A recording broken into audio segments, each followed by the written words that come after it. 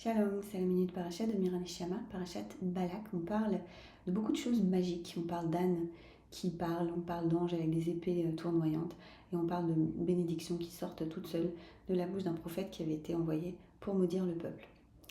On parle de magie, et pourtant le verset nous dit Lo nachash beYaakov velo kesem beIsraël. Il n'y aura pas de divination, il n'y a pas de divination en Yaakov et pas de magie en Israël. Alors qu'est-ce que ça veut dire ? Le maître chassidique Meah Shiloach, il va commenter là-dessus en nous proposant deux définitions très intéressantes en termes d'éthos, de rapport à la vie. Il va nous dire que Nachash, la divination, ça va être une façon de dire, en gros, divination, c'est vouloir prédire l'avenir. Et qu'est-ce que ça veut dire de vouloir prédire l'avenir ? Ça veut dire, quelque part, vouloir contrôler les choses. Il dit, de temps en temps, on essaye vraiment de contrôler tout ce qui va se passer et on ne veut pas lâcher. Il nous dit, Kesem, la magie, c'est l'opposé. C'est quand les choses, elles arrivent me'atzmam, elles arrivent d'elles-mêmes. Et dans ce cas-là, un peu comme dans le taoïsme, on laisse voir, on laisse faire. Et ce qu'il dit, c'est très intéressant. Il ne dit pas que c'est interdit de faire ça. Il dit Asur kshezelo bemakom. C'est interdit d'avoir recours à ces deux types d'attitudes par rapport à la vie et aux événements quand c'est pas à la bonne place.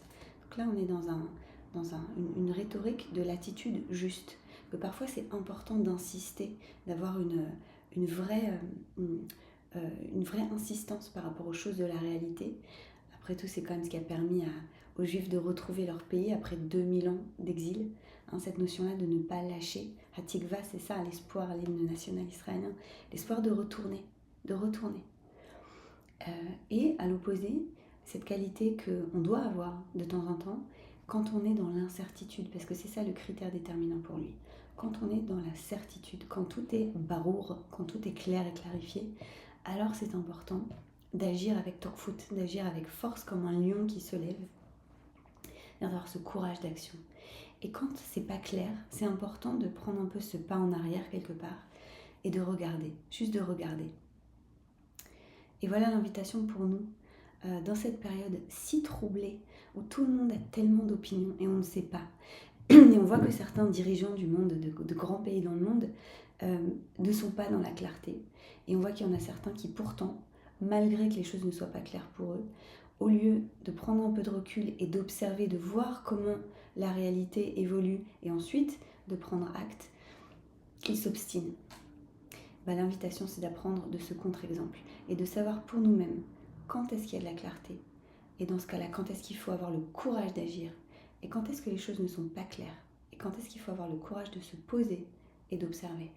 Qu'on apprenne de cela et ça commence par la clarification de soi. Et ça commence par des temps de méditation. Une bonne méditation a commencé par ce Shabbat, le temps de se poser, de laisser faire le monde et de se reposer en observant la nature telle qu'elle est.